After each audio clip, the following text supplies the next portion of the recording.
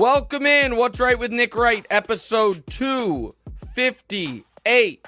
I just lost my monitor. I hope we're still on. You guys tell me if we're not. Yeah. But either way, we got a lot to do today. Russ, we'll get to what missed the cut right now. Russ named week 1 starter for Pittsburgh. Bailey Zappi to Kansas City. There's not a quarterback controversy, guys. And LeBron tells Bronny not to call him dad in the workplace. None of that is surprising. Stephen A. did a funny thing about what LeBron should call Bronny, what Bronny should call LeBron in the workplace. And he came up with some ideas that I think LeBron actually ended up going with. But before we get to Damonza and before we get to the top of the show, let me remind you guys, this episode of What's Right with Nick Wright is brought to you by Huggies Skin Essentials. Babies rejoice. New Huggies Skin Essentials are here. A brand new dermatologist-approved line of diapers, wipes, and pull-up training pants, all designed with a baby's sensitive skin in mind. All right, Damonza, how are you? A week out of football beginning. I'm pretty good. I'm feeling amazing, juiced up this morning. I'm ready. I've got my 5 picks ready for the B block. Well, that's what I was going to ask you. And I have not reviewed them. I saw that they were in the rundown, and so then I just scrolled past it quickly because I want to be surprised by it. But I like that. You got your 5 picks in for the rundown. Oh, wow. Did you go, give me a little preview. Did you go season win totals or did you go bigger picture? I guess season win totals in a way for most of them. But yeah, it was okay. It was somewhat similar to what we did on Tuesday. But no, what I mean is are you doing Super Bowl winner, division winner, or are you doing this team will win at least 9 games? Yeah, no, both of those. There's one of those in the thing, and I think there's some one season prop bet in there, which is kind of a proper kind of award. But yeah. Oh, okay. So we got cooking. All right, I like that. Listen, I'm surveying the kind of take and prediction landscape. Okay. And let me give credit to somebody before I do any criticism. Cousin Sal, and I don't know if he's going to be right or wrong, but he's at least giving himself a chance to have a great prediction year because he is following the prediction rules, which is you have to find at least one team that everyone thinks is going to be awesome that falls off. You have to find at least one team that everyone thinks is going to be terrible that shocks people. You have to find at least one worst to first. Those things happen every single year. And Sal did it. I think I did it with mine. Speaking of Sal, I mean, what a shot in my ribs when I'm listening to my pal Bill Simmons and my pal cousin Sal do their over-under podcast. And Bill, the podfather, says he's giving a take and then says, seemingly out of nowhere, and I'm not giving a hot take just to get aggregated like Nick Wright. And then he's gives a very half-hearted, sorry, Nick, and then keeps it moving. That's what I would call not only uncalled for, but unfounded. And so I'm gonna reach out to Bill, and I'm sure. I mean, my feelings aren't hurt. I would like to know what take he's talking about. Oh, okay. I feel like it's the opposite. I don't even tweet out clips from the show that often. I'm not as online as many, and I mean, people can say I've had some, hot takes in the past, but the hottest ones have come true. That's not, I guess you could say me picking the Bears to go to the Super Bowl is, but I'm not trying to get aggregated for that. Me not believing in the Philadelphia Eagles, I guess, is my hottest take of this offseason. They were the worst team in football for 2 months. So now the bright side is it will probably be the entry point to me making my long-awaited debut on the Bill Simmons podcast, because that's long overdue. Wilds goes on all the time. Bill and I are quite friendly, and And now, he has to let me come on and defend myself. I mean, I feel like he's got right. like no choice there. It's only right. And so I'll reach out. It's early on the West Coast. So I heard it this morning. I'm listening, playing. I got up at 6 a.m., did a little workout, played a game of college football. And while I'm playing college football, I'm listening to the Simmons and Sal Over Unders podcast, an annual tradition. And I just a total drive-by shot to the ribs. What type of feeling do you get when that type of thing happens? Like, is it like your stomach kind of drop, or? No, well, I was just shocked. I was just shocked. Like it's always weird hearing your name referenced on something that you're listening to. Exactly. Not, you know what I mean, without knowing it had happened. I assume, like, this that podcast dropped either this morning or yesterday.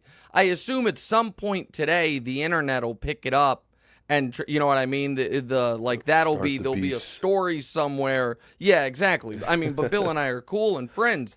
It's not like I had any heads up. Right, nobody had texted me or anything,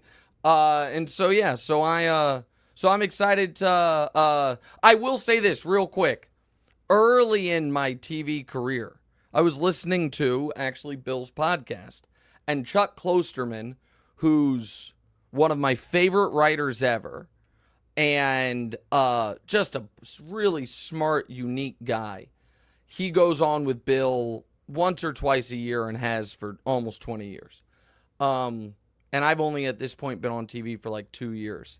And they're talking Jordan, LeBron, and Klosterman goes to Bill. He was like, do you know that Nick Wright guy who's always talking about LeBron? And I'm just listening. No one has told me it happened.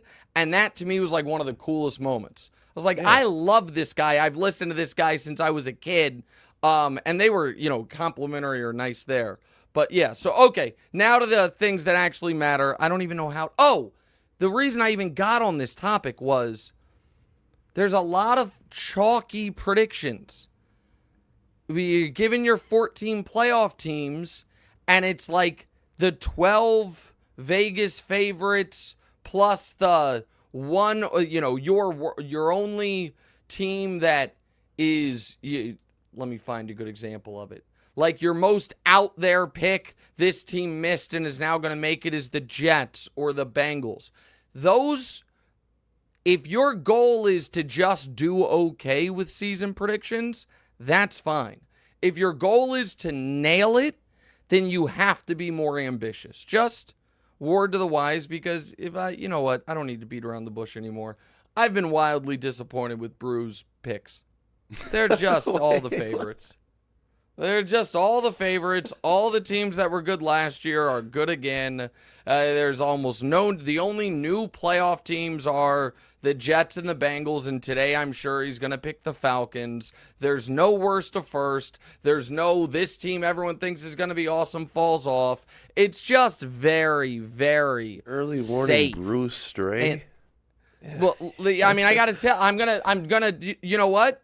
Here is, Brew doesn't listen to the pod, at least I don't think, so I'm just going to reveal it. Today's Thursday, so we do the Bud list, his under duress list, and I'm putting his picks on the Bud list because they're the picks that, I mean, just, you know what I mean, as the internet would say, a casual would make. Oh, these teams were good last year. They're all going to be good again. These teams stunk last year. They're all going to stink again. I don't like it. Safe. And so, yeah, he's being too safe. He's being too safe. Telling you that much right now. Too safe. All right, Damonza, let's get to the show.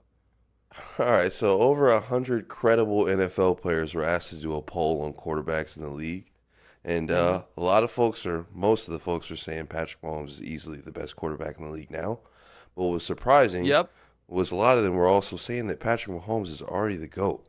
So is that surprising to you or not? Yeah, so I was surprised. There were 92 GOAT votes, it looks like. Brady got 85, Mahomes got 7. And I understand that's not a big number, but the fact that it's not 0 is noteworthy. And so it was surprising to me. Because right now, I believe both of these things wholeheartedly, and I don't think they're in conflict.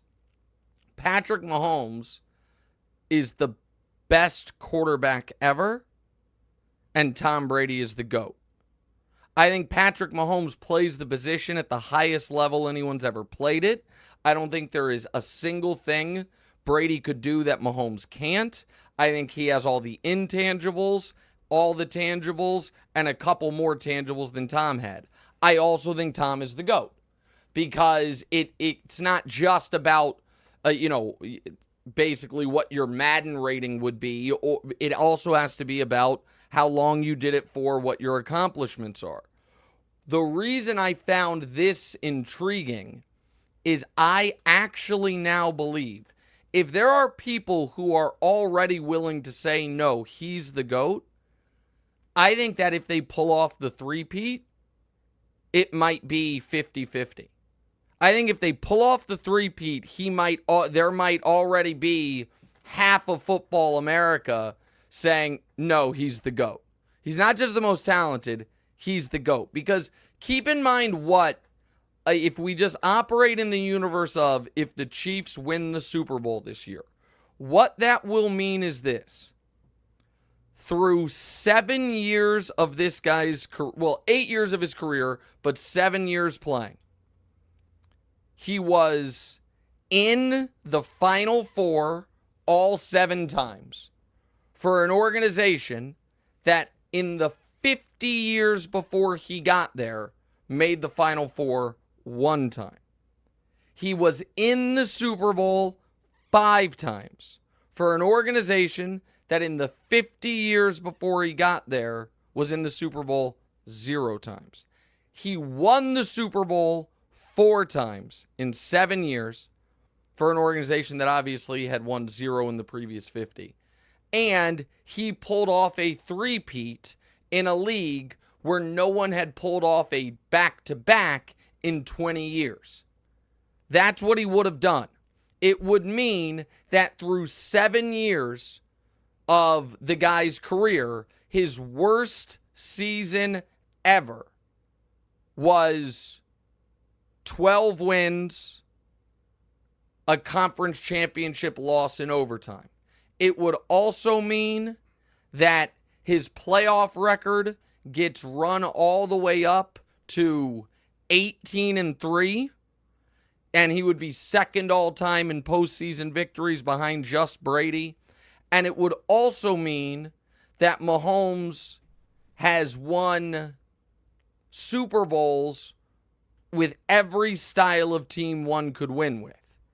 And so if they win it this year, I do think, man, that people are some people will still go to Tom's 7, and not just Tom's 7, but they'll also go to the... Yes, correct. They'll go to that. But so that's the other part of it that I do wonder about in this regard. I think right after it happened, people looked at it like, man, old Brady beat prime Patrick. But what I wonder is if history will look at it more like Brady's prime was the year after he beat Patrick in the Super Bowl, he was second in MVP voting. So Brady's prime was still going, and prime Brady beat young Patrick. I wonder if the narrative will flip, because if Patrick all of a sudden wins 3 straight, and Brady beat him twice in his first 3 seasons as a starter, I think people will say, oh, well, Mahomes wasn't as good as he got to when Brady was playing him. Now, I think that kind of look at it like that right now. And like he didn't yet know how to win, and Brady had all of this. Now, what is true, again, I don't know. I think it's probably a little bit of both, but it will be less of a kill shot. Because when Brady won that Super Bowl in Tampa, I was on TV before and after, and I said, man, the saddest part about this is it might mean that Patrick can't run him down. because now the Super Bowls are 7-1. We don't know, if he's going to ever really have the chance to do it. But getting a phone call from Scranton, Pennsylvania. I wonder if that's Joe Biden. But the fact that since Tom beat Patrick, what Patrick's gone out and done, if he ends up is in the next 4 years pull off a three-peat without Tyreek Hill, and that's the last point real quick before you get to your follow-ups. The other thing is, in a weird way, Tyreek continuing to go and set these records and Mahomes winning Super Bowls, I think only adds to the legend. And so there's just there's a lot here that is at the doorstep for Patrick.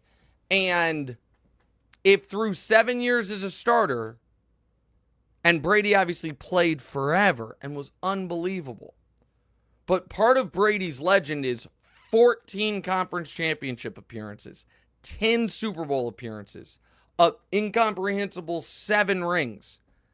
If through 7 years, Mahomes has half the conference championship appearances, half the Super Bowls, and more than half the rings, well, you're starting to build quite the case. All right, go ahead. So Tom Brady was one of the producers said that Tom Brady was 43 in his prime, quote unquote, when he played Patrick Mahomes. I think it's a legit question that, as far as like, was he? And the point that I'm making is, I don't think in the moment people thought he was, but I think when history looks back on it, what they will see is this. Tom Brady in 2020 beat Patrick Mahomes to win a Super Bowl. The next year, Tom Brady led the NFL in passing yards, in passing touchdowns. His team went 13-4, and he finished second in MVP voting to Aaron Rodgers. So, statistically speaking, the most yards Brady ever threw in a season came after he beat Mahomes in a Super Bowl. The second most touchdowns Brady ever threw in a season came after he beat Mahomes in a Super Bowl. So it's just, that is a testament to Brady's greatness, but there is an element of, if the year after beating Patrick, they won 13 games, he threw for 5,300 yards and almost won league MVP, it's very hard to say that the year before he did all that, he was some diminished lesser player. That's all I'm saying. All right, now let's get to the follow-ups. So, yeah, Josh Allen, who was considered Patrick's biggest rival at one point, was voted the most overrated quarterback. Do you think this is one of the bigger gaps that we've ever seen between the first best quarterback and the second best? So I thought that was a really interesting question the producers put in there, because I hadn't thought of that concept, but now that it's out, now that they put it to me, my answer is almost, oh yeah, definitely. Because with Brady, early on, there was Peyton Manning, and Peyton Brady, Brady Peyton was a real debate for almost the entirety of Peyton's career. Once Peyton was gone, there was Rodgers. And Rodgers, Brady, Brady, Rodgers, not as far as who had the better career, but who was better in the moment, was a real debate. In the 90s, Steve Young, Brett Favre, Troy, I don't think, in my opinion, Troy was not quite at that level, but Young and Favre, that was a real debate, back and forth. In the 80s, Marino was the best, but, Montana's there. So I guess Montana's probably the best, but some people, Marino was so good. And Elway's there. 70s, you have Bradshaw and Staubach. Now, so the answer to that question that I had never thought of is, yeah, it is, because here's the thing. There is not consensus on who's second. And there is universal consensus on who's first. Right now, who's the second best quarterback in football? The following people would get votes. Lamar, Josh, Burrow. Some people there are a few people that would say Rodgers. There are a few people that would say Stroud. And there are a few people that would say Purdy. To me, Josh would get the most votes. What? And Lamar and Joe would be third and fourth. What are you saying? Okay, that was really funny. People would say Purdy. I thought you were gonna say like Jalen Hurts or something. Maybe Purdy. That's what he's saying. Oh no, I mean maybe I think there.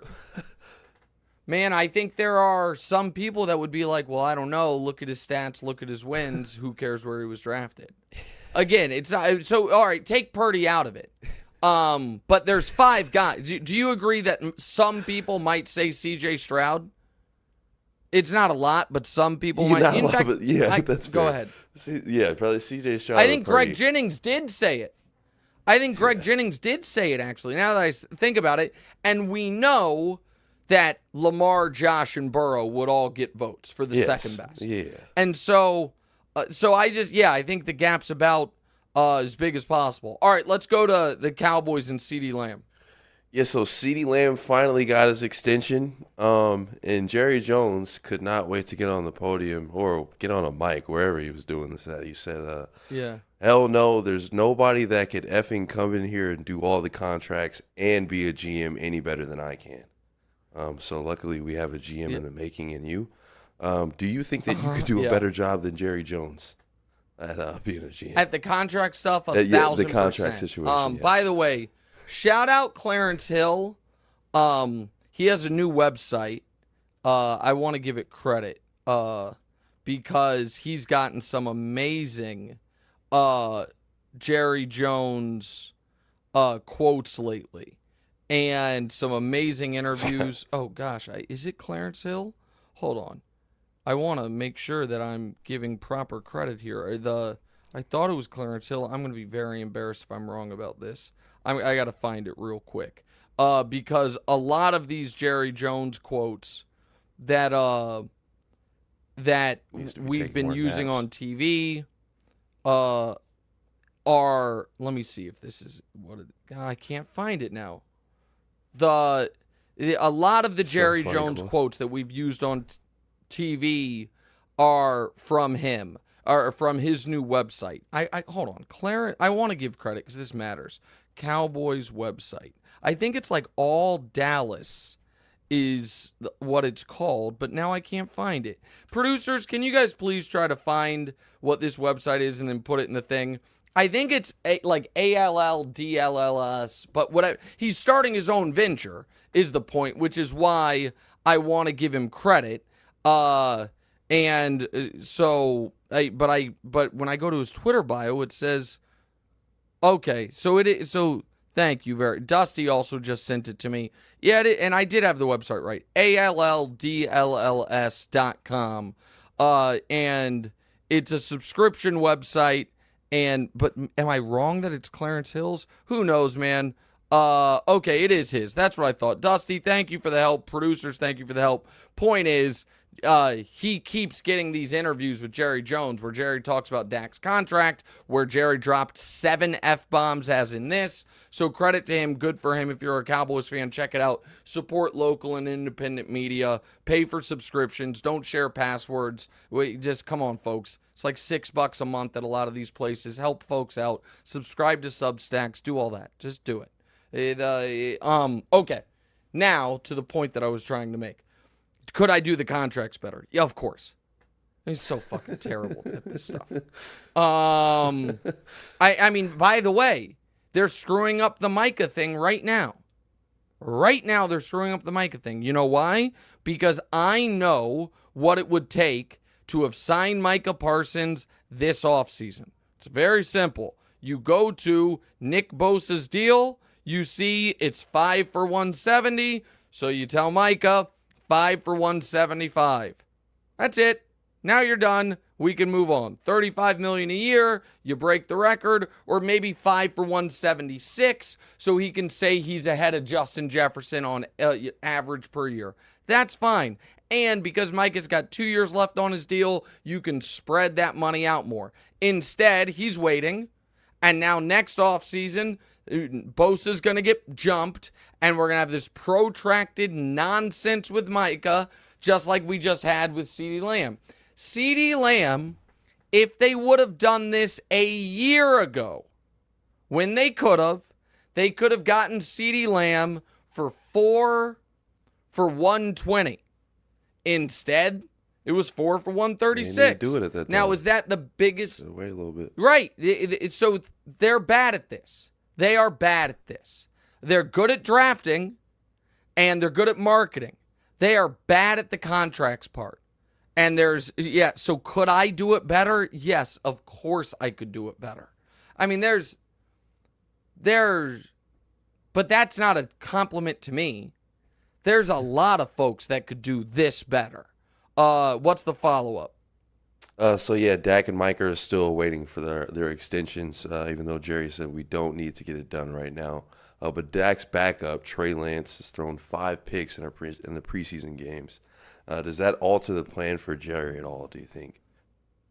So, listen, here's what I think. I think Dak's got to hold his water for another 9 days, and then he's going to shock people at the type of contract he gets to sign in the offseason. Maybe with Dallas, maybe with the Giants, with Bill Belichick as his coach, maybe with the Raiders, with Bill Belichick as his coach, maybe with the Steelers, with Mike Tomlin as his coach. But either way, they're not signing Dak before the year. I have been strident and adamant on this for months. This is either going to be, Damonza, a Classic 2 or a Classic 3. If Dak agrees to a deal with the Cowboys before the season, I was loud and wrong about it for months, but I won't be because he won't. And when I say people are going to be shocked at the deal he signs, I am saying I think Dak is going to get, because keep in mind, players want shorter deals, not longer, because they want to hit free agency again. I think Dak could sign 3 years, $200 million. I think that is on the board.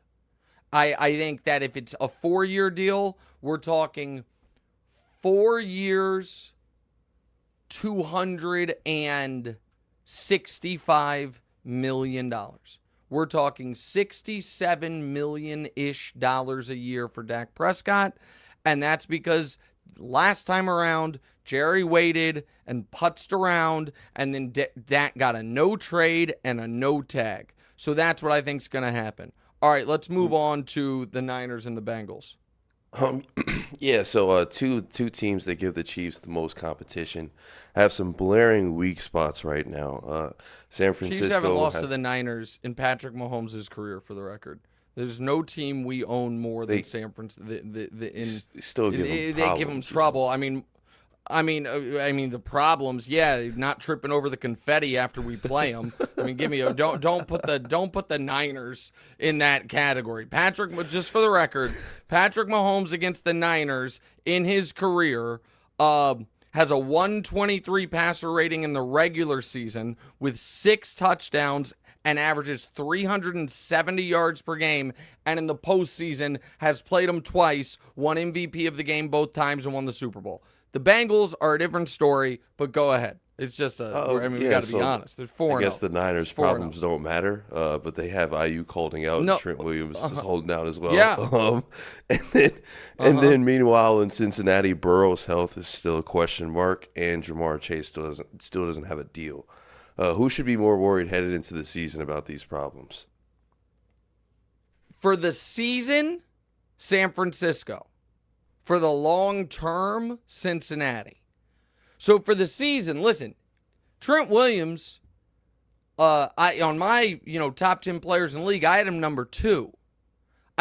He's a legendary player that the team has to have, right?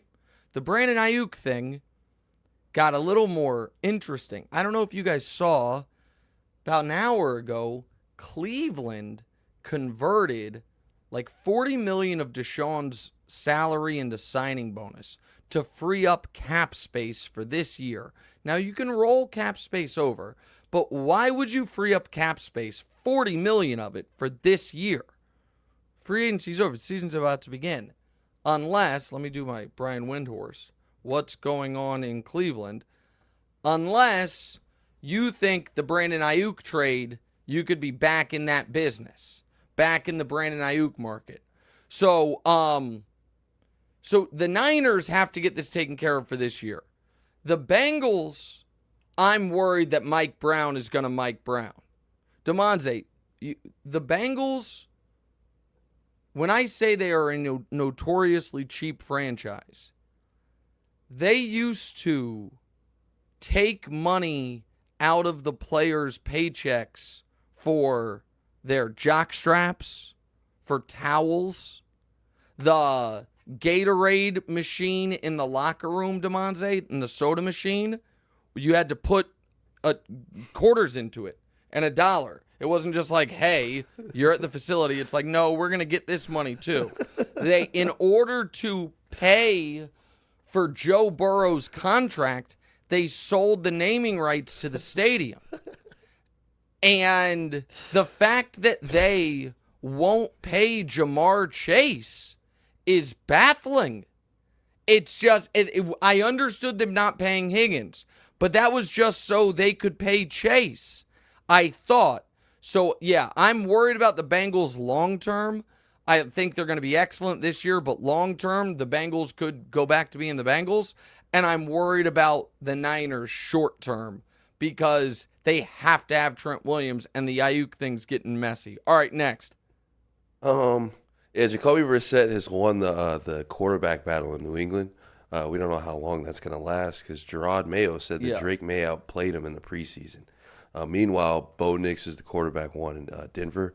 You said on Tuesday he's going to trick people into thinking that he's actually good. How likely do you think it is that Maye and Nix will, by the end of the year, end up in the same conversation as Caleb Williams and Daniels? Well, I mean, I don't think it's likely at all. Now, I think Drake Maye eventually could, but the Patriots, if you're so terrified that your offensive line is so bad that you can't play the better quarterback, then you should have traded the pick and drafted offensive linemen. You just should have. You should have rebuilt the team, made the trade with the Giants.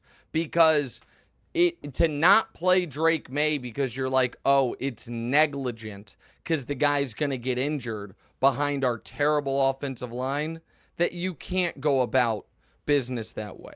I like Jaden Daniels as a talent and as a player. I'm incredibly worried about him getting hurt. I know you think I'm being silly on this. His frame concerns me, flatly. I will take note. This is one of those ones, Damonza, I hope to be wrong. Because if I'm right, me too, it means this kid suffered a significant injury. And so I hope I'm wrong. And I'm relatively high on Washington this year because when he plays, I think he'll be good. I think he's a really good player. I just think he's going to get beat up is my concern. That's actually really funny. So go ahead and ask the... They're like, oh, we don't want to put our good quarterback behind the offensive line, but it's like, hey, we got. I know. Guy. We're gonna throw in the fire. Jacoby, Jacoby. I know, it's unbelievable. I mean, like, can you imagine that in another walk of life? If I mean, it is a wild thing to be like, we think it's a little unsafe. Buddy. So you go do it. Yeah, I mean, if you're Jacoby Brissett, as Don Draper would say, that's what the money's for. But geez, all right. Ask the follow-up. Move on. Aside from Caleb, who do you think is going to make the Super Bowl for some insane reason? How would you rank the rookie quarterbacks? Oh, aside from Caleb, who I think is going to make the Super Bowl? Listen, I would rank them as far as ability in the exact order they were drafted, actually. Caleb, Jaden, Drake, Penix, McCarthy, Nix. As how I would rank them as far as where I would have drafted them, I would flip Jaden and Jaden and Drake. And and Drake, because because of my concerns about Drake's frame. I don't think Nix is a long-term NFL starter. Penix, I worry because of his age and all his knee surgeries, but he is a dynamic player. And J.J. McCarthy, to me, is just solid. He's just going to be fine. I don't think he's going to be great. I think he's going to be fine. He was very good in the preseason. All right. Hilarious. You're not going to... I have a great U.S. Open story that's not even about tennis. I'll tell you that story next. What's right?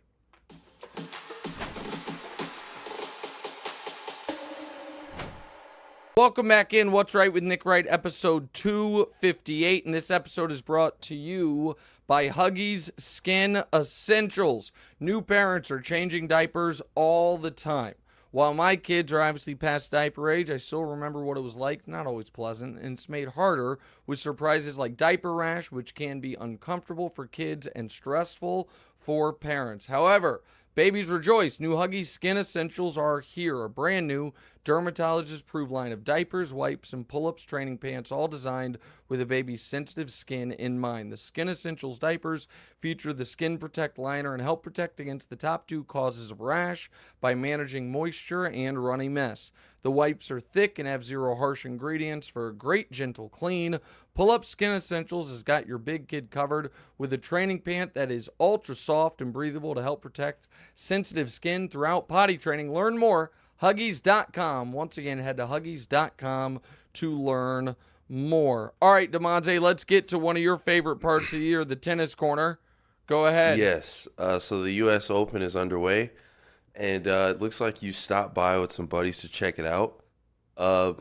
Yeah. So we all know you were going to be a ball boy. So how difficult was it to watch from the sideline and not be on the court? Well, listen, so a few things. I watched an outer court match on like court 17, ladies match with some lesser players, and I got to tell you, I don't know if it was court 17, but one of the outer courts, I was, even in my injured state, I was a better ball person than some of the ball people out there. They didn't know how to show them. They didn't have the balls. They were, their rolls had bounces.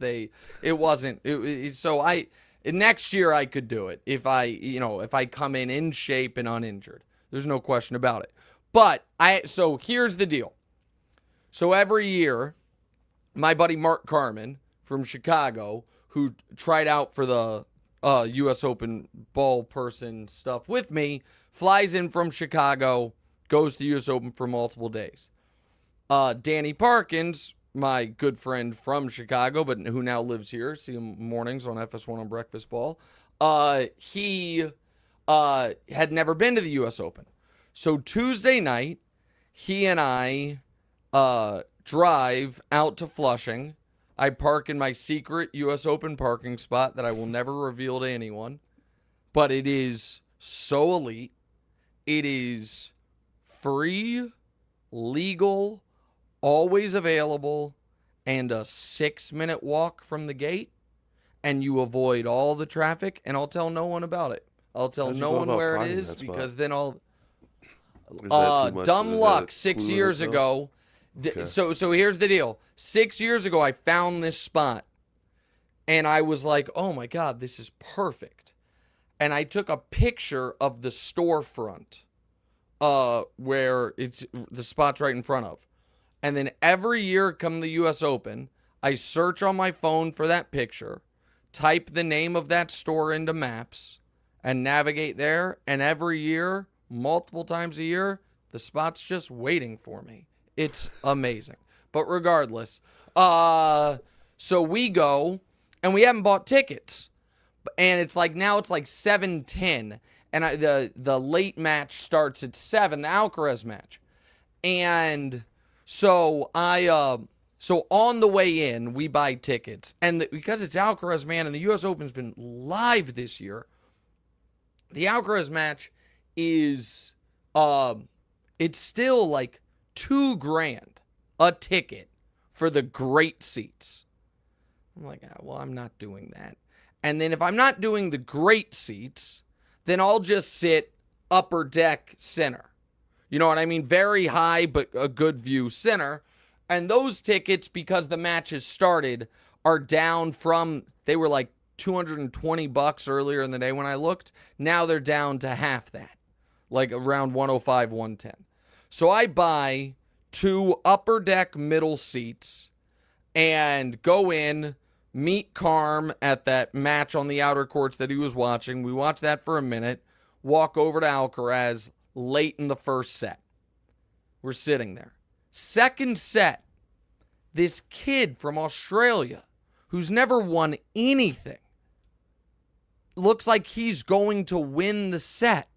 I'm like, oh my God, this is going to be a real match now. Now it's 1-1. It's going to be 1-1. And we're going to get at least a 4-setter, maybe a 5-setter. Alcaraz is going to have to try. Like, this is amazing.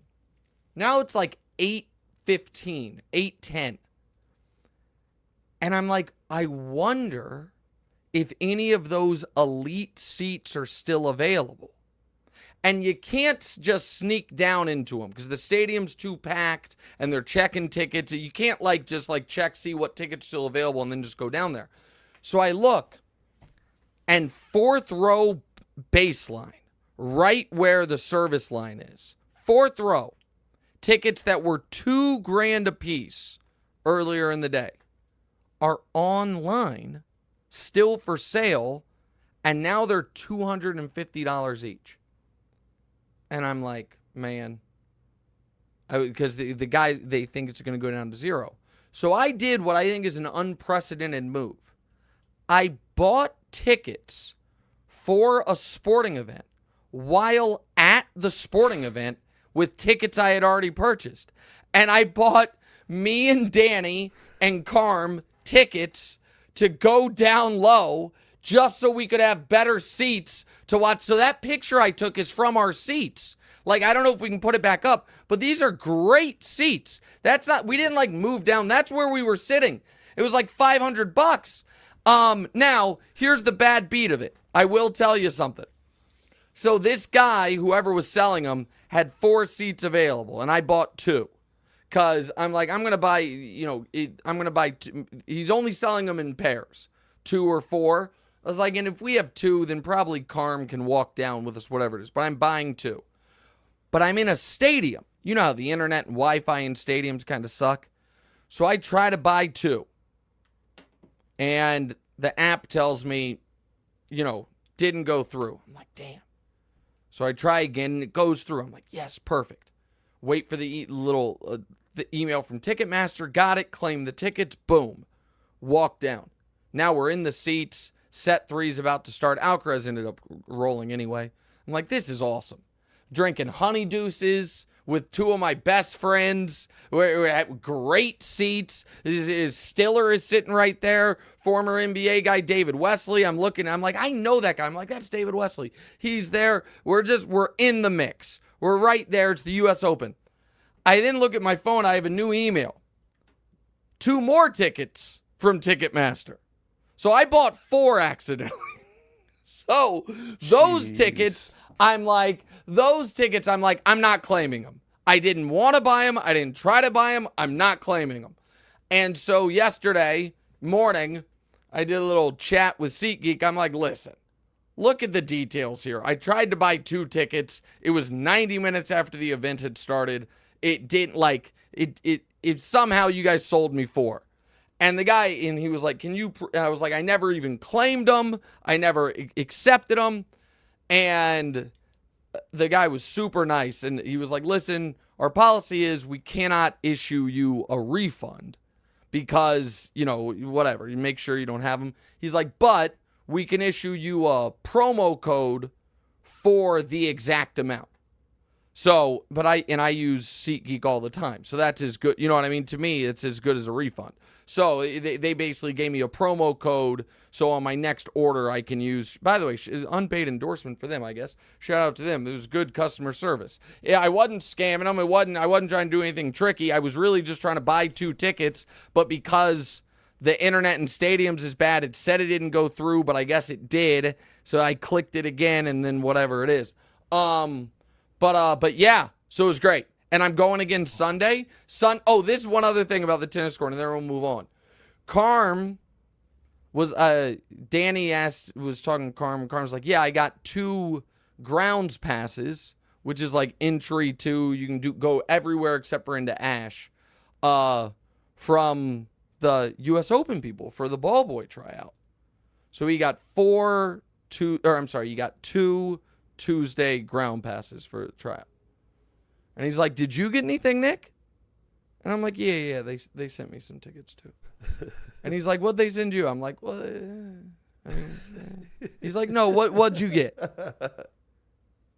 And I was like, well, I got 4 Sunday Ash lowers. And I could just kind of see the hurt in Carm's eyes. That, like, they were like, all right, you get this, and you get that. But, yeah, so I'm going again Sunday. And then I'll go again next week, and I'll go 3 or 4 times. I love it, and I'm going to drink so many honey deuces, and it's just so great. Is the U.S. Open the best American sporting event? Well, it's got to be up there because it's 2+ weeks. You can see so many things. The food is great. Great food, and the honey deuce is just the greatest beverage in sports America. It's just so delicious, and so it's lemonade, vodka, Contro or whatever that's called, and it's got little honeydew melon that look like tennis balls in it. I mean, it's just great. And you get the collectible cup, and the cup has every winner of the Open since Ash, men and women. I've got 30 of those. Damonza saw his mom and I get the dumbest argument of our entire life. Damonza, I can't even tell this whole story. So painful. But this was honest to God. I think the closest Damonza has really come to losing respect for me and reconsidering marriage. When we've got these like 30 old collectible honeydew cups, but there were 2 that were from Serena's last match. I'll just tell the story. Screw it. So I spent, God, honestly, probably $7,000 or $8,000 chasing the ghost of seeing Serena's final U.S. Open match. Because I was like, I'm going to be there. I'm going to have awesome seats. But then she kept winning. So I buy these awesome seats, I go, but then she wins. So I'm like, well, that's not her last match now. So I do it again. And then she wins again.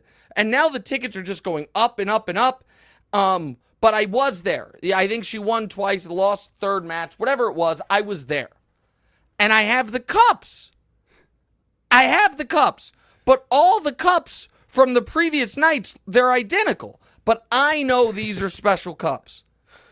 And so I've separated them in our cupboard.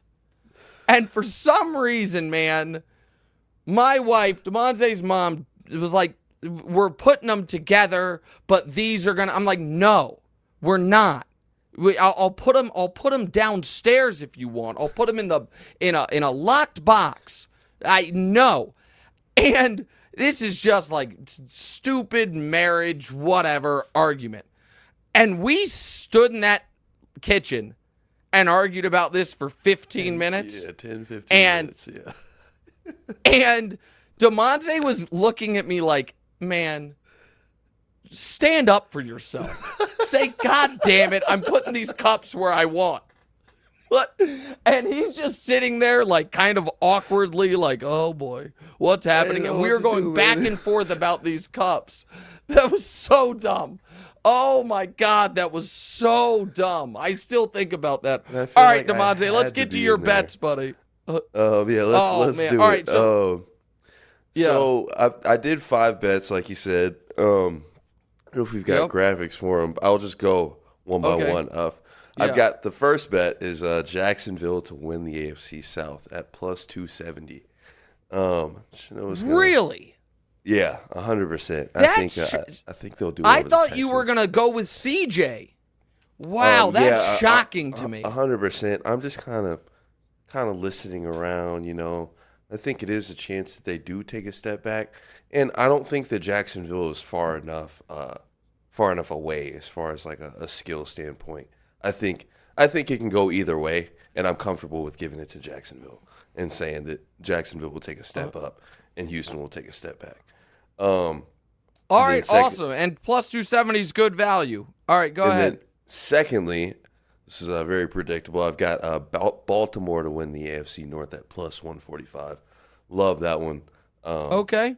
That was just a very simple one for me. And then bet number 3, the one that you previously cooked. I hope that Jaden Daniels does not get dinged because I have him to win Offensive Rookie of the Year at plus 600. Oh, I don't think that's a bad bet. Listen, I don't think that's a bad bet. I wouldn't bet Caleb to win Offensive Rookie of the Year just because the odds I didn't want to do that. Plus 120 and plus 120 on an award is crazy. Yeah. So no, I don't think that's a bad bet at all. And so I like that. I think that's good, decent value. 4 is 4 and 5 kind of go together, but not at the same time. Kansas City to win the AFC at plus 350. Great bet. And then Kansas Should be even City. money. Yeah, it's at plus 350. And then Kansas City to win the Super Bowl is at plus 550. Another great bet. And this says win AFC at plus 350. I think it's to win the AFC Championship. I don't. Yeah, that's what it means. Oh, yeah, okay, yeah, 100%. That's I what see, that because means. they didn't attach the North, South, East, whatever. Yeah. Okay. Yeah, so I mean. not the division, to win the whole conference. Yep. Those are the 5 season bets right there that I love. We're sticking to them. I think they're all going to cash. Jaden Daniels to win Offensive Rookie of the Year is still one. That's fine. Listen, 6-1 is hard to win, but I feel like a very proud father right now. I mean, you're betting on the Jags and the Chiefs, putting your hard-earned money on it. I mean, I feel like I've taught you very well. I mean, we're going to be aligned. I mean, that's delightful. All right, let's do the most annoying people in media and then move on.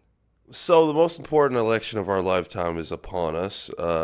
We are, of course, talking about the Spun's most annoying people in football media bracket. I myself am honored to not be seated on here, but you were on there.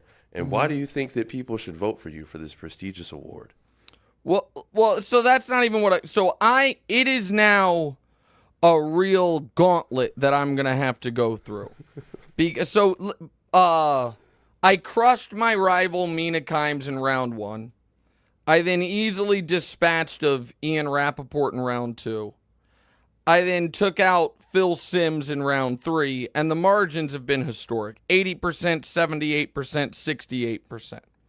But now we're to the final 8, and I'm going to have to go through Pat McAfee. And I mean, he was a 2 seed, but that's a 1 seed written all over it.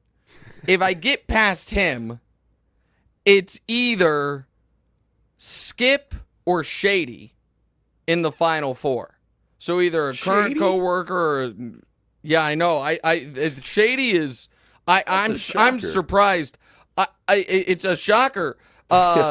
It's a shocker. I'm not gonna lie to you. Now on the other side of the bracket, we know where it's gonna. It's Cowherd and Stephen A. are gonna be in the final 4, and one of them's gonna move on to the championship round. Here's why I take massive pride in this.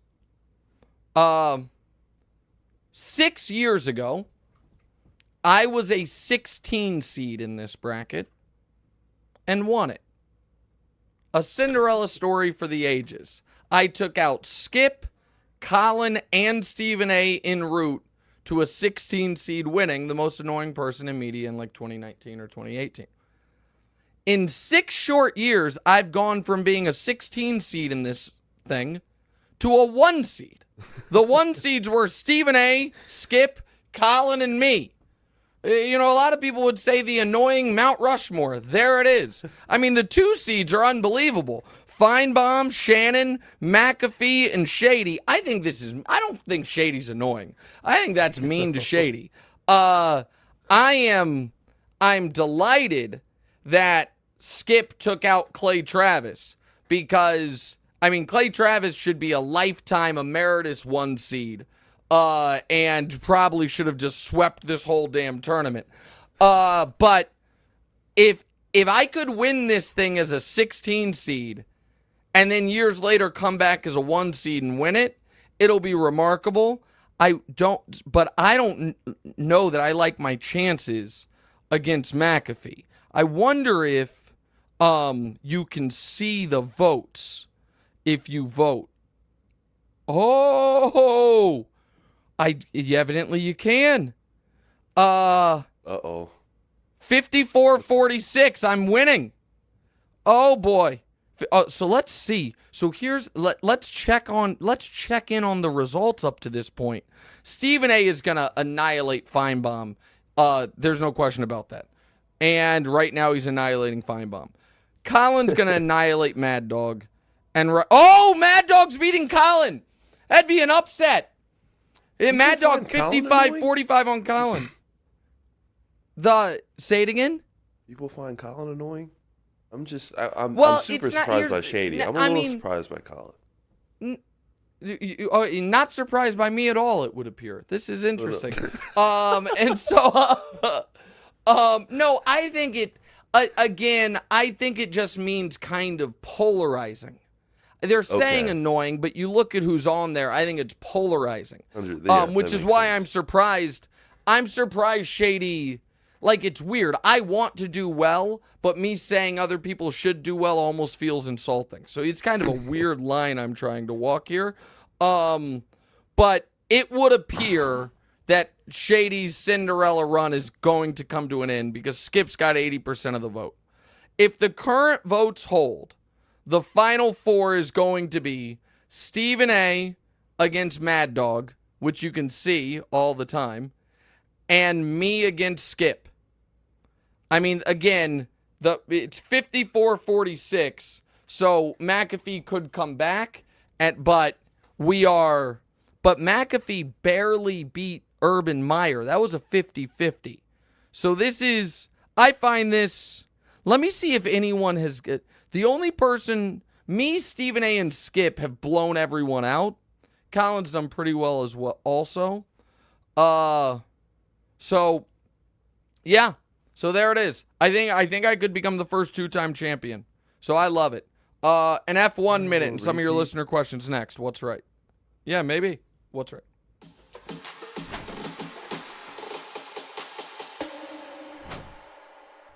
Welcome back in. What's right with Nick Wright? We have, since they're back from summer break, a new F1 minute with the wonderful Sierra Fidel. Here it is. Maybe. No, it's not there yet. Here it is. Hey y'all, it's about that time for F1 Minute again with me, Sierra, and I have breaking news, guys. Absolutely earth-shattering, honestly. We spoke about a certain racing driver earlier in the week. If you were here, let's play process of elimination. He's American, right? Number 1. He races for Williams, and his stats are not too hot. You know, he's not doing too good, and he's to be replaced by Carlos Sainz. We're talking about Logan Sargent. It's been announced that Williams has decided to drop him as a racing driver for their team. The Dutch Grand Prix was his last Grand Prix as a Formula 1 driver, and he's to find other ways of racing, I guess. He's no longer a Formula 1 driver. And, you know, based on what we were talking about last week, this is not surprising. You know, he wasn't doing good. He wasn't performing to their expectations, I guess, and they weren't having it anymore. His replacement is their reserve driver. His name is Franco Colapinto. He's from F2, and, you know, he's been in the F1 space, obviously, because he's a reserve driver, but this will be his first race, like, actually in Formula 1. I'm excited to see how he does, I guess. But he's no American hero like Logan Sargent. But we'll see how that goes for him. But on a lighter note, we have the Italian Grand Prix happening this weekend. It's going to be in Monza, which means this is the home race for the Ferrari team. Now, this also means that their fan base, the Tifosi, will be going crazy. It's going to be a sea of red everywhere.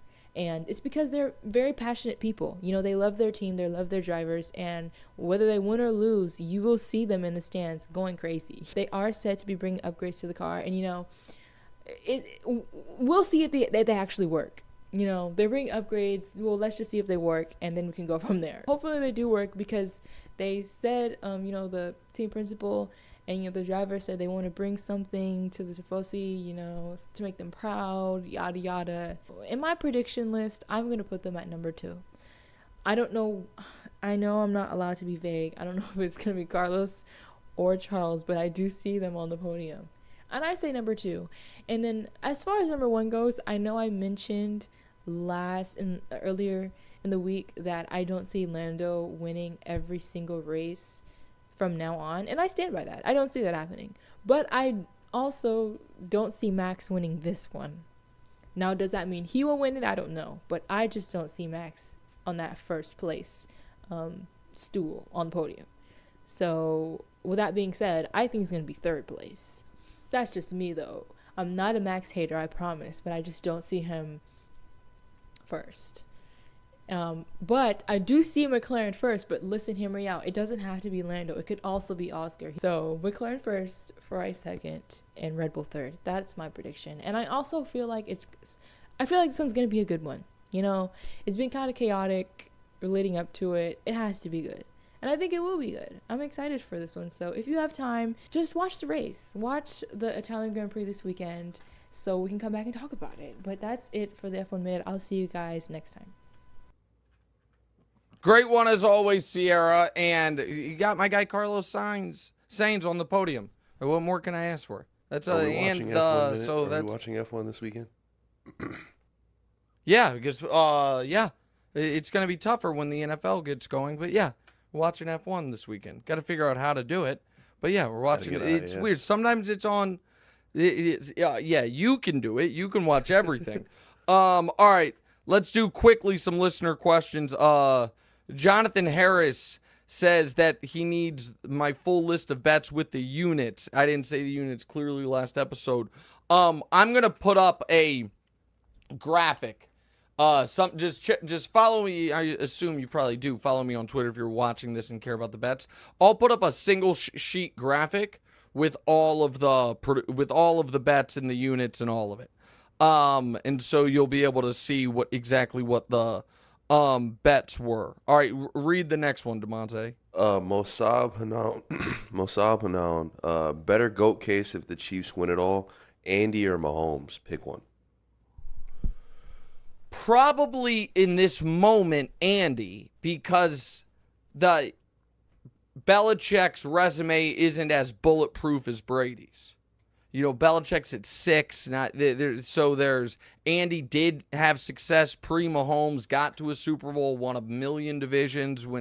So probably Andy's, if we're being honest. Let's go to Mercat 89. Mercat 89. I don't know. Any concerns for the Chiefs' depth? They have overturned the bottom of the roster seemingly because they don't trust it. So that's one way to look at it, because they've added a lot of guys via waiver. The other way, that might be true. The other way to look at it is they have been as good at scouting and at those things as any team in the league, and they think other teams have made mistakes, and they're trying to pounce on it. But yeah, it is odd for a team as good as the Chiefs to add 3 guys via waivers, which is what they've done, and then 1 or 2 more via trade. So it's glass half full, glass half empty. The half empty is that they think the bottom of the roster is not that good. Half full is they think the bottom of the roster is fine. They just think these are mistakes by other teams. What's producer Matt saying? Producer Matt, can I steal your GOAT best ever argument you made for Brady Mahomes and use it for Djokovic Federer? So I actually agree with that, by the way. Producer Matt, if what you're saying is Djokovic has to be the GOAT because of the accomplishments, but Federer is the best you've ever seen. That's exactly how I feel. I think Federer is the best tennis player I've ever seen, but I think Djokovic is the GOAT. So yeah, feel free to use it. It's just so much simpler when they're the same person. When the best you've ever seen also has the best resume, but everyone can't be LeBron James. Good show. Enjoy college football this weekend. And we'll see you guys on Tuesday. I'll see you on First Things First in about 3 hours. What's right? Good job, Damonza. Thank you, sir. Hey, thanks for watching. If you're still here, do me a favor. Hit the subscribe button, then hit the bell so you can be notified when we have new episodes. After you've done that, one more favor, go to your favorite audio platform of choice and subscribe there as well. Don't forget, we're live every Tuesday and Thursday, 10:30 a.m. Eastern-ish. 10:35, 10:40, it sometimes changes, but that's why you hit the bell. You hit the bell so you're notified. You subscribe so we can get to 200,000 followers. We're right around 150,000. We'd love to get to 200,000, get Damonza another plaque. So like, subscribe, rate, send a rating too. Do all that cool stuff. Thanks, guys.